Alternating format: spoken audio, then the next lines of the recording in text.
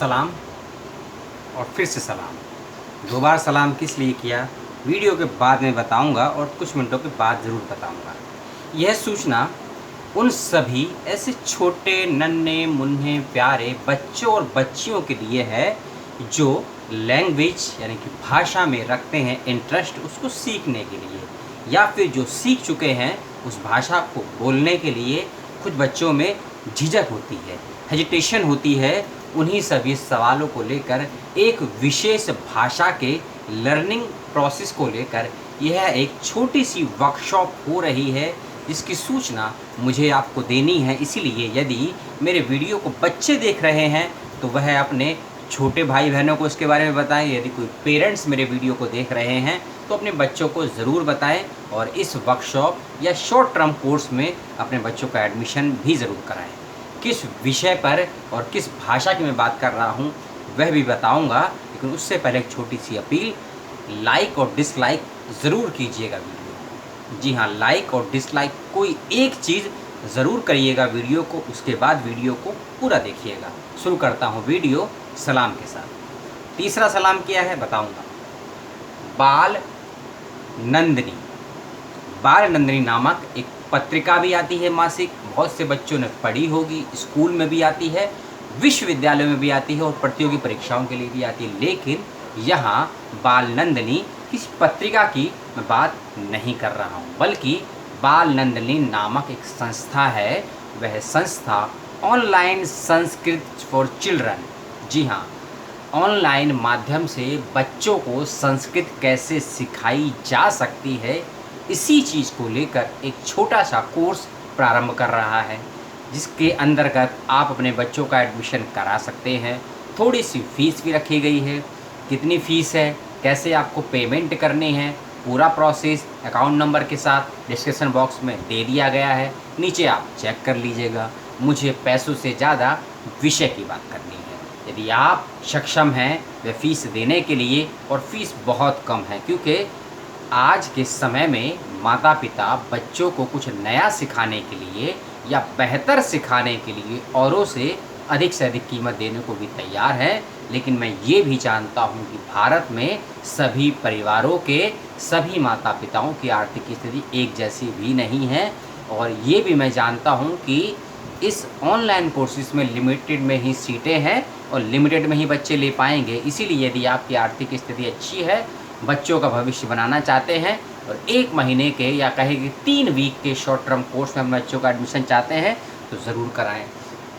आपके बच्चों को बाल नंदिनी नामक संस्था के द्वारा संस्कृत भाषा को सिखाया जाएगा। जी हाँ, संस्कृत भाषा का ये कोर्स है, ये आपके बच्चों को सिखाया जाएगा, जिसका टाइम यानी कि शुरू होने की जो तारीख है वह भी नोट कर लीजिए और सुन लीजिए।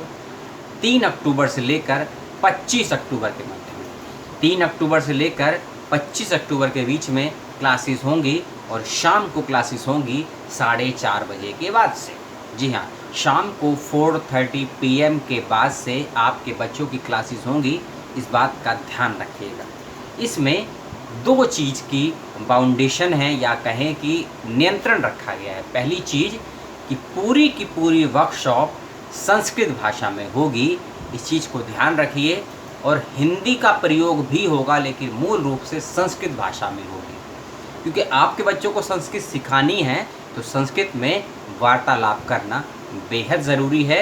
और जब तक बच्चे वार्तालाप और संवाद नहीं करेंगे, संस्कृत भाषा में कन्वर्सेशन नहीं करेंगे, तो उनके अभ्यास के अभाव में संस्कृत या कोई भी भाषा नहीं सीख सकते हैं। जब बी इंडियन बाय इंडियन का नारा इस देश में चलता है, या किसी अन्य मुल्क में बी अमेरिकन बाय अमेरिकन चलता है, या किसी अन्य मुल्क में be French and buy French का नारा चल सकता है, तो किसी मुल्क में बाय संस्कृति एंड बी संस्कृत भाषा क्यों नहीं चल सकता है। तो इसी एक धारणा के साथ, एक विचारधारा के साथ बाल नंदिनी नामक संस्था ने ये छोटी सी पहल की है, जिसमें आप अपने बच्चों का एडमिशन कराइएगा।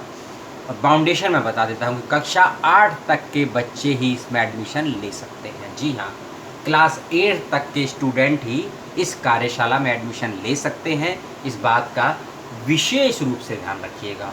और कुछ सूचनाएं तो नहीं है खास। मैंने आपको बता दी सारी बात।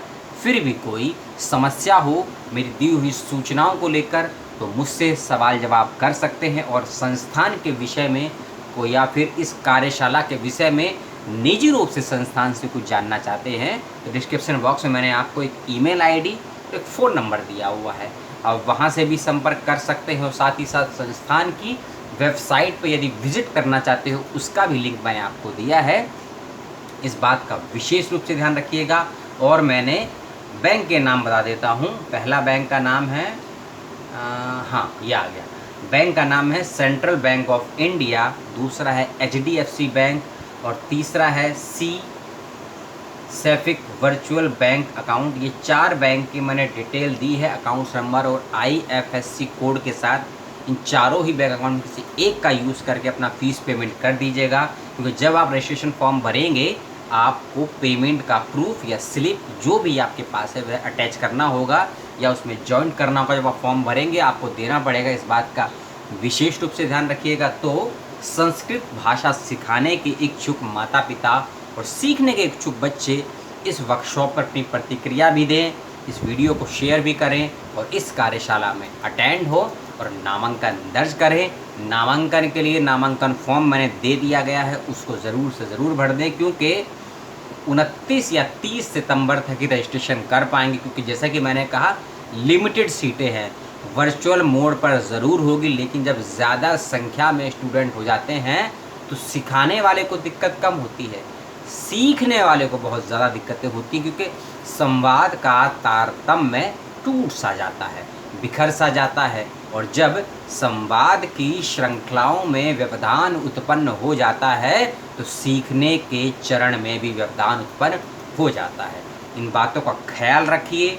वीडियो में दी गई सूचनाओं पर कोई प्रतिक्रिया हो तो ज़रूर दीजिए, टीका टिप्पणी करनी हो वो करिए, और इस सूचना को शेयर करिए अपने बच्चों का लिए। इस वर्कशॉप में ज़रूर से ज़रूर शामिल होइए। कक्षा 8 तक के विद्यार्थी इसमें शामिल हो सकते हैं। हिंदी और संस्कृत भाषा में कार्यशाला होगी। 3 अक्टूबर से लेकर 25 अक्टूबर तक की कार्यशाला होगी। कुछ बातों को मैंने रिपीट इसीलिए किया गया, हो सकता है कुछ लोगों ने वीडियो को स्किप करके देखा हो, कुछ लोगों ने वीडियो को फॉरवर्ड करके देखा हो, इसीलिए कुछ सूचनाओं को रिपीट करना पड़ा। आपने देखा इस 7 से 8 मिनट के वीडियो को, आपका बहुत बहुत सलाम और शुक्रिया।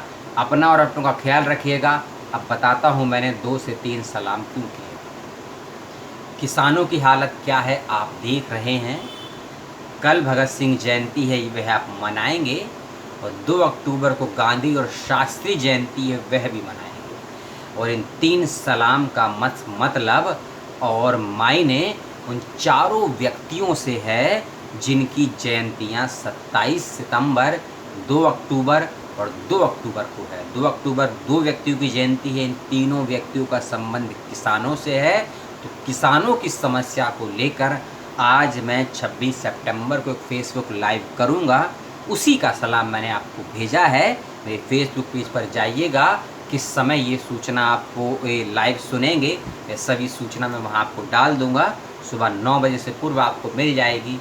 इसीलिए मैंने 3 सलाम भेजे थे। लाल सलाम, जय भीम।